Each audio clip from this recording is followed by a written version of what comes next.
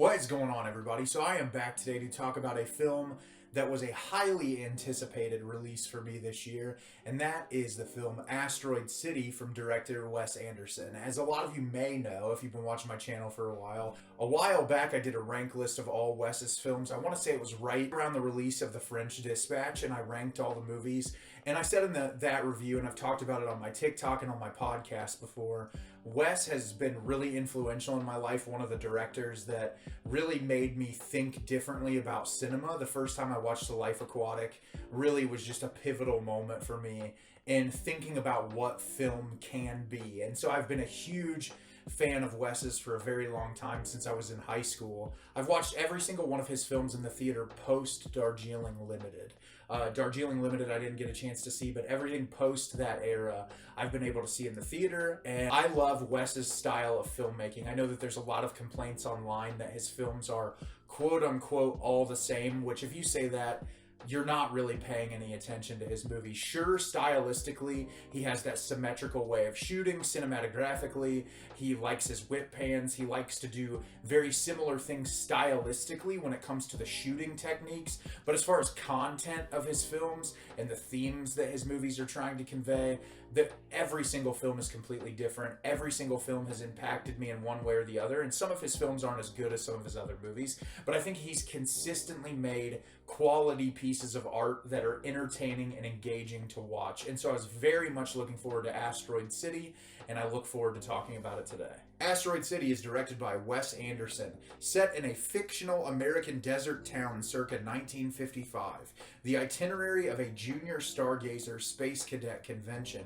organized to bring students together and parents from across the country for fellowship and scholarly competition, is spectacularly disrupted by world-changing events. So as I said, didn't really know what to expect with this one. With his last film, The French Dispatch, I enjoyed it, but it wasn't one of my favorite films of the year. I felt like the storytelling was kind of all over the place. There were moments of it that really genuinely shined. There were other moments I wasn't like a huge fan of, but I still loved it stylistically, so I didn't know what we were getting into with Asteroid City, and I absolutely adored this movie. I feel like this is Wes back to what I love so much about him. This is like, in my opinion, to the quality of a Grand Budapest Hotel, not only from just the performances and the cinematography, but the wide array of themes that are covered in this that I feel like really resonate heavily. So there's this huge cast of characters in this, and this is Wes getting very meta again. You have a television broadcast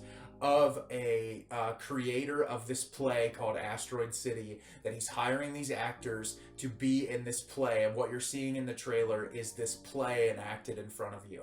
And there's this huge cast of characters. I could go through every single one of them, but in short, the main plot arc of the film is Jason Schwartzman, his son, and his 3 daughters are traveling to this Stargazer convention. Recently, Jason Schwartzman's wife has passed away, and so he has not told his children yet that his wife has passed away. At the same time, he's in contact with Tom Hanks, who was his father-in-law, who is like pushing him to try and tell the children about what had happened. Well, they get to this small town and they go to the Stargazers convention. You get all these other cast of characters, and some big event happens during it that causes them all to be locked down in this city. He's introduced to Scarlett Johansson's character, who is an actress that has been working on films, and she's there with her young daughter, and the two of them form a bond together because of similar circumstances that they're both going through as far as their perception of goals in life and what they want to do, because Jason Schwartzman's character is a photographer that typically goes and photographs war,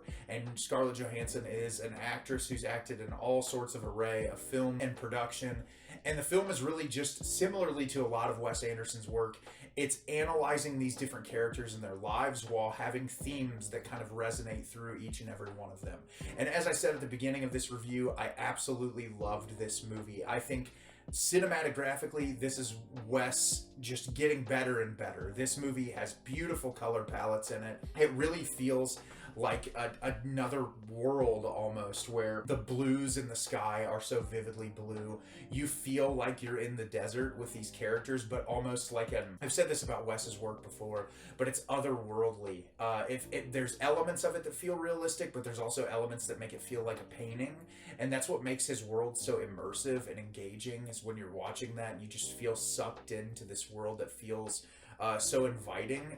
There's obviously Wes's brand of comedy laced throughout this entire film. Really darkly comedic moments, especially some moments with Jason Schwartzman's younger daughters that are really hilarious. There's obviously a lot of situational comedy, which Wes is really known for, where, you know, with the way that he frames the camera, you'll see things in a way that just comes across as really hilarious. I felt like every single performance in this was great. Jason Schwartzman getting a lead role in a Wes Anderson film again was really exciting, because I loved him in Rushmore. Obviously, he's been in Wes films since then, but he's never really taken on the lead since Rushmore, and he was fantastic in this. His chemistry with Scarlett Johansson is fantastic, and what I really loved about this movie is, at its core, the main theme that the movie is exploring is the relationship between art and an artist, and it comes through with the meta commentary between this writer who is creating this performance of Asteroid City, and what has gone through his mind on how to write it correctly to make it pay off for other people,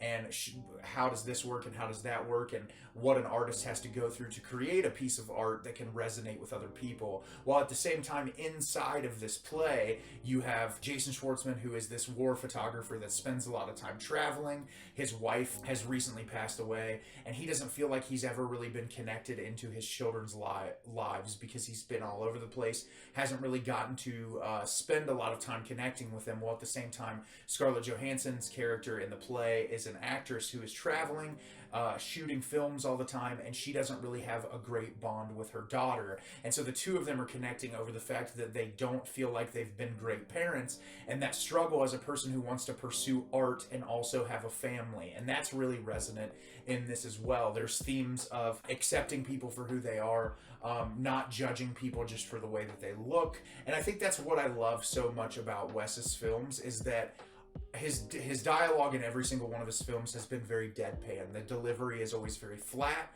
and I feel like it's done in that way so that you can attach yourself to any one of these people. They do a great job delivering comedic punches, but I think the performance and the delivery of the dialogue is so intentional, because any person can connect with one of these characters in their circumstances. But if the emotion was really highly elevated in a way that was like Hollywood schlock level, it might not necessarily play off the same. And obviously that deadpan delivery can come across in comedic punches as well, very similar to a director I love like Yorgos Lanthimos, where the deadpan delivery really accentuates the comedy in the film. And so I loved the way that the messaging came through in this.